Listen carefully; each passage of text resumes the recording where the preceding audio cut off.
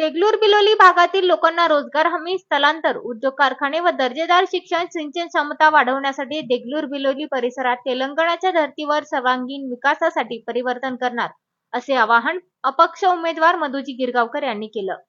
देगलूर येथील आयोजित केलेल्या बूथ प्रमुख मेळाव्यात ते बोलत होते। यावेळी मधुजी गिरगावकर म्हणाले, देगलूर बिलोली तालुक्यातील हाणेगाव, करडखेल, मरखेल, कुंडलवाडी येथे मोठी बाजारपेठ आहे, पण उद्योग, कारखाने व रोजगार नसल्याने या भागातील जनता स्थलांतरित होत आहे।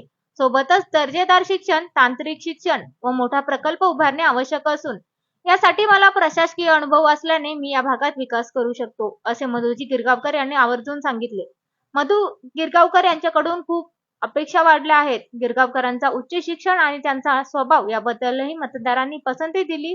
अपक्ष उमेदवार मधु गिरगावकर यांचे निकटचे कार्यकर्तेही त्यांना निवडून आणण्यासाठी प्रयत्नशील आहेत।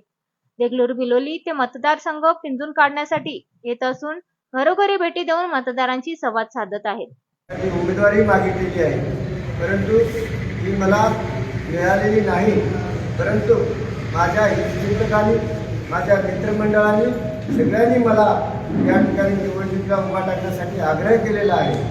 पण आपण जसं म्हणालात की मागील 4 निवडणुका आजी आणि माझी यांच्या भोवतालीच फिरत आहे, त्यामध्ये आणि विकास मात्र काहीच झालेला नाही।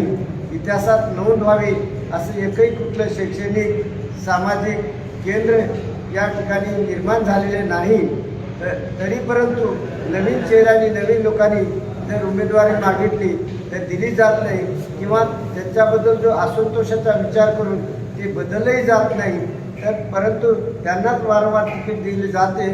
आणि हे आजी आणि माझी आहेत, आमदार पुत्र आहेत। खरं म्हणजे ते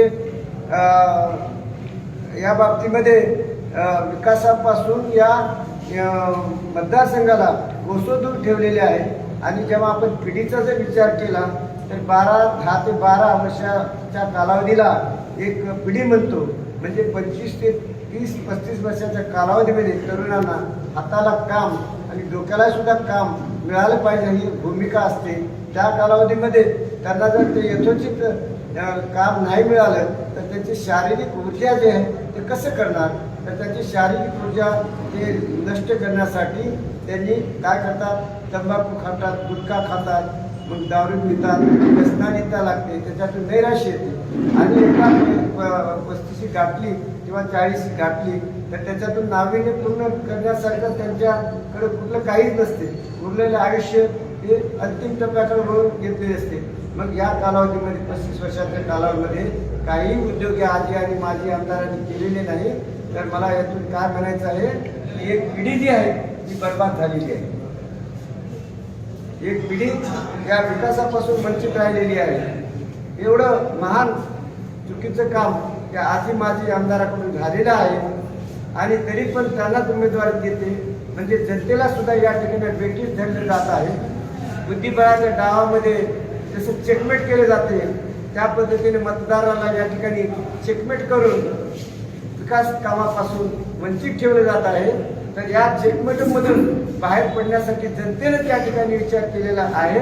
आणि मला हा जो विचार आहे, मी मागील 2 वर्षापासून विकासाचा मुद्दा मी येडूरपासून उनमुंद्यापर्यंत पूर्ण मी 2 ते 3 वेळेस प्रचार केलेला आहे। नवे लोकांचे प्रश्न सोडवलेले आहेत। माझ्याकडं 10 ते 12 जर व्यक्ती त्यांचे प्रश्न घेऊन, समस्या घेऊन जर आलेले असतील, किमान माझे 60 ते 70% प्रश्न सोडवण्यामध्ये यश आलेलं आहे। या भागामधील आता जे मी जेव्हा पक्षप्रवेश केला तेव्हा जवळपास माझ्याकडं 100 आजी माझी सरपंच प्रवेश केलेला होता। पण त्यांनाही असं वाटलं की महायुतीतून मधु गिरगावकर यांना उमेदवारी मिळेल, म्हणून त्यांनी प्रचंड पाठिंबा या मतदारसंघातील लोकप्रतिनिधी माझ्या पाठीस दिलेला होता।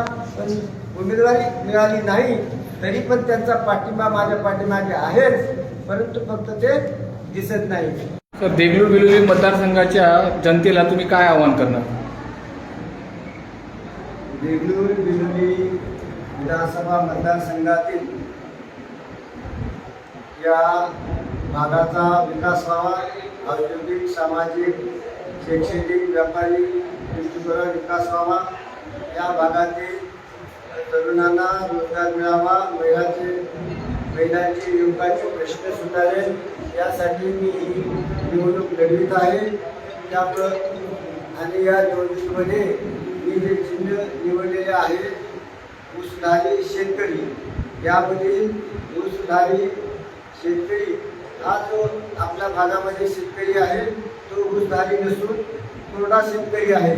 परंतु माझं जे लक्ष आहे गोदावरी, मांजरा, मन्याड, लेंडी या परिसरात सुपीक जमीनमध्ये या भागाचा पाण्याचा वापर करून साखर कारखान्याची निर्मिती करून आणि या भागातला शेतकरी हा ऊसधारी शेतकरी झाला पाहिजे हे माझे लक्ष आहे. आणि हे लक्ष पूर्ण करण्यासाठी आणि या मतदारसंघाचा विकास करण्यासाठी मी या निवडणुकीमध्ये माझं जे चिन्ह आहे ऊसधारी शेतकरी या चिन्हावर 9 नंबरचे बटन हे दाबून मला आशीर्वाद द्यावा असे मी या मतदारसंघातील तमाम मतदार बंधू भगिनींना नम्र विनंती करतो.